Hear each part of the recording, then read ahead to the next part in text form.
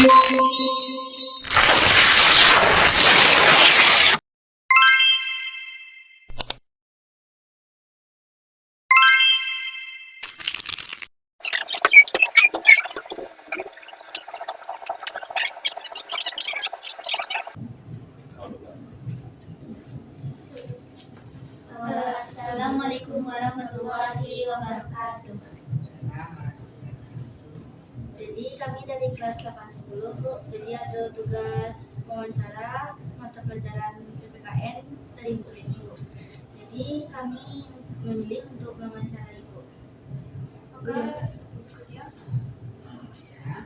Terima kasih atas ketersediaan waktunya Bu. Kami ingin mewawancarai tentang organisasi bimbingan dan konseling. Nama saya Najwa Putri Meira. Saya Haura Ramadhani. Saya Devi Adha. Saya Nanda Putrinda.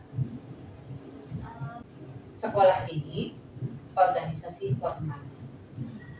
Sekolah organisasi formal. Jadi di sekolah itu ada guru mata pelajaran, ada guru bimbingan konseling. Jadi anggota dari organisasi formal.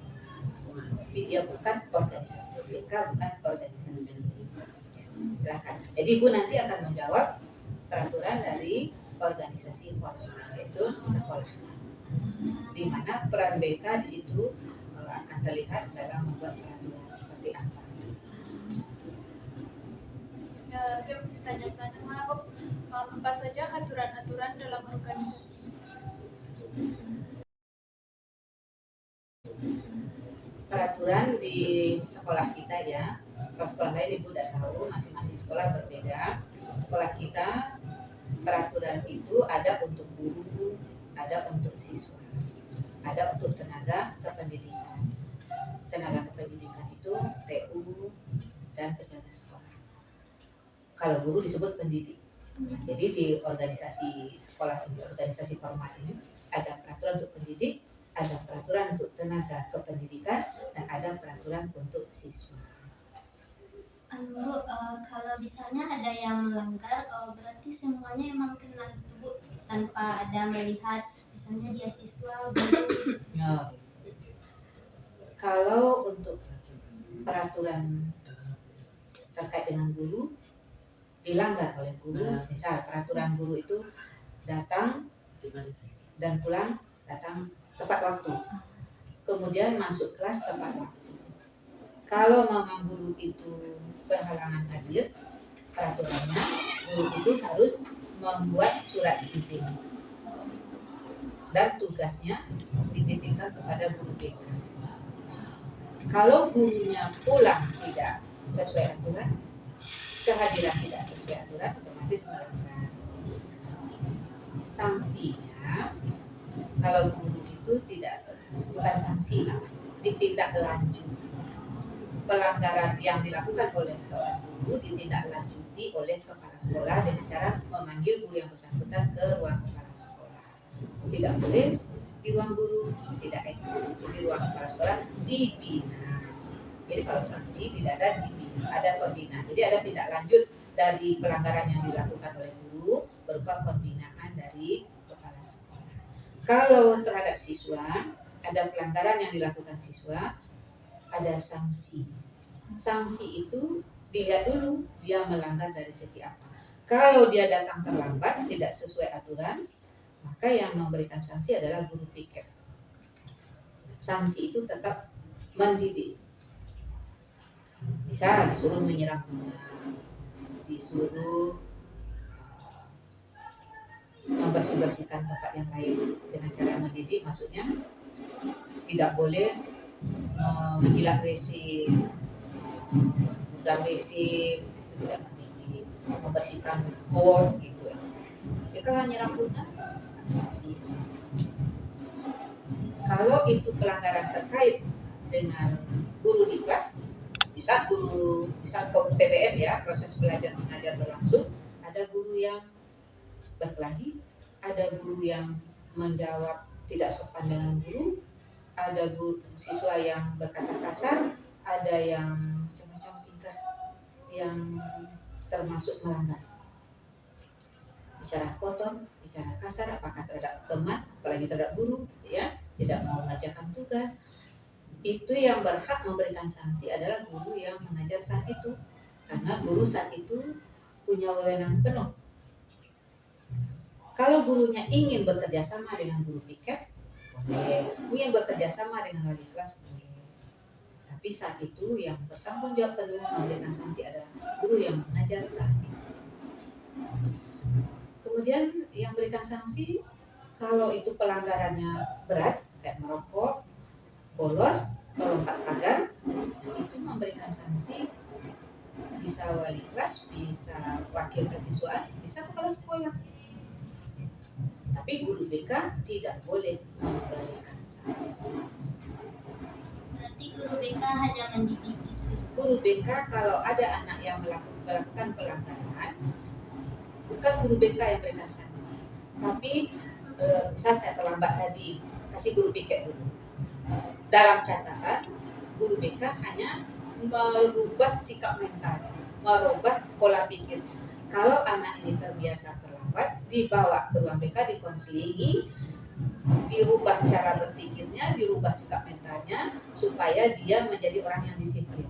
Jadi diadakan konseling, dirubah pola pikirnya, karakternya. Kalau tadinya dia terbiasa lalai, setelah konseling dia paham bahwa dia harus disiplin. Jadi tugas guru BK merubah pola pikir anak, merubah sikap mental anak, secara keseluruhan namanya membentuk karakter dalam berupa konseling, bukan berupa hukuman. Kalau guru piket merubah karakter anak boleh berupa sanksi, bukan hukuman ya, sanksi, lebih tepatnya sanksi. Hukuman itu lebih ke kekerasan fisik. Jadi sanksi yang lebih bagusnya kalimatnya sanksi.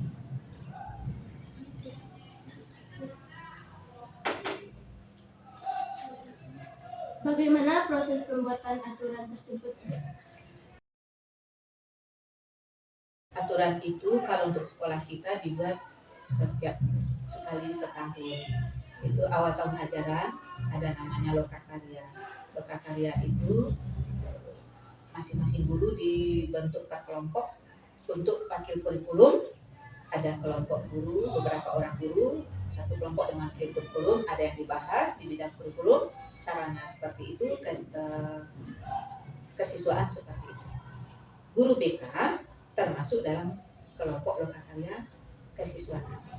Peraturan-peraturan yang ada di sekolah dibuat di kelompok kesiswaan.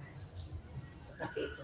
Nanti hasil konsep dalam lokakarya dibicarakan dengan pengurus komite.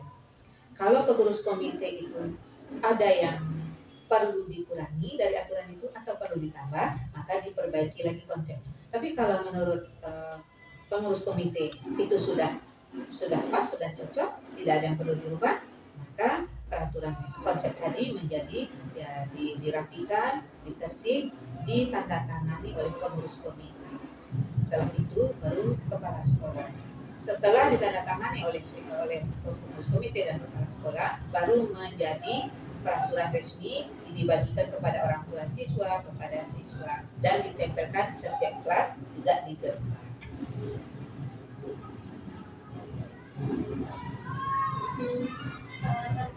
Bu, siapa saja pihak-pihak yang dilibatkan dalam aturan tersebut? Dalam membuat peraturan. Ya. Tapi pertanyaan sebelumnya Bagaimana proses pembuatan ya, aturan tersebut? sudah terjawab juga ya. Pihak yang terlibat itu BK, beberapa orang guru yang terbentuk dalam tim di lokakarya bagian kesiswaan untuk buat aturan, kemudian pengurus komite. Kalau guru-guru mengajar PBM tidak termasuk Membuat peraturan. Ya, guru-guru PBM maksudnya itu guru-guru PBM itu guru yang mengajar di kelas itu namanya PBM itu proses belajar mengajar. Nah, lokakarya itu kan semua guru, tapi semua guru itu dibagi per kelompok. Wakil kurikulum dengan beberapa orang guru. Ada tim kerja, ada yang dikerjakan. Wakil kesiswaan dengan beberapa guru. Berarti kan semua guru. Nah, lupa Ibu tadi, bagus pertanyaan. Nanti hasil yang konsep sebelum ditandatangani oleh pengurus komite. Bagus pertanyaan Ibu, jadi ingat sebelum dibawa ke pengurus komite konsep itu terlebih dahulu disosialisasikan kepada rapat majelis guru. Masing-masing kelompok lokakarya mensosialisasikan programnya, wakil kurikulum dengan timnya mensosialisasikan programnya, sarana seperti itu, kesiswaan seperti itu. Nah, di saat mensosialisasikan peraturan sekolah, nah itu perlu seperti apa tanggapan majelis guru. Kalau menurut majelis guru ada yang perlu dirubah lagi.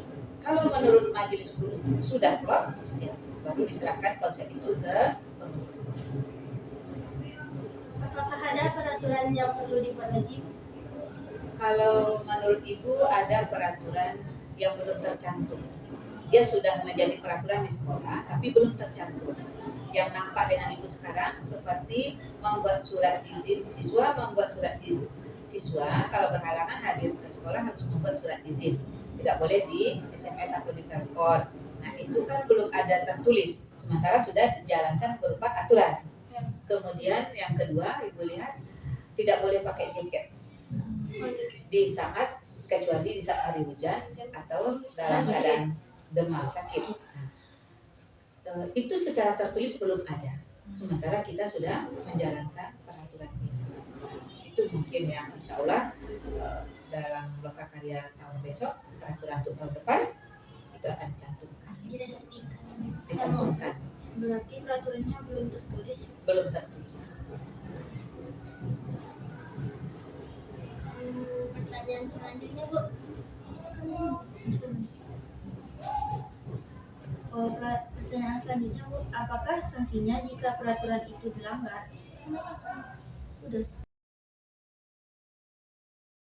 Udah dijawab Ibu. Nanti apa? Udah semuanya. Baik, Bu.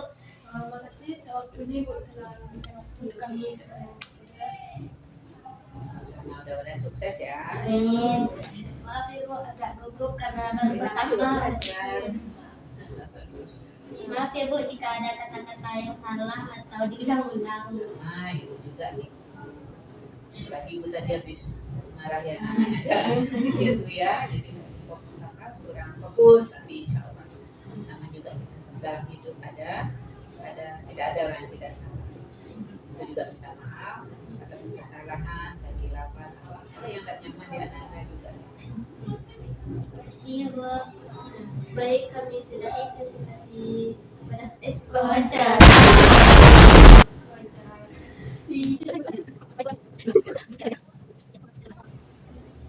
Baik Bu, terima kasih atas waktu Ibu untuk melakukan wawancara bersama kami.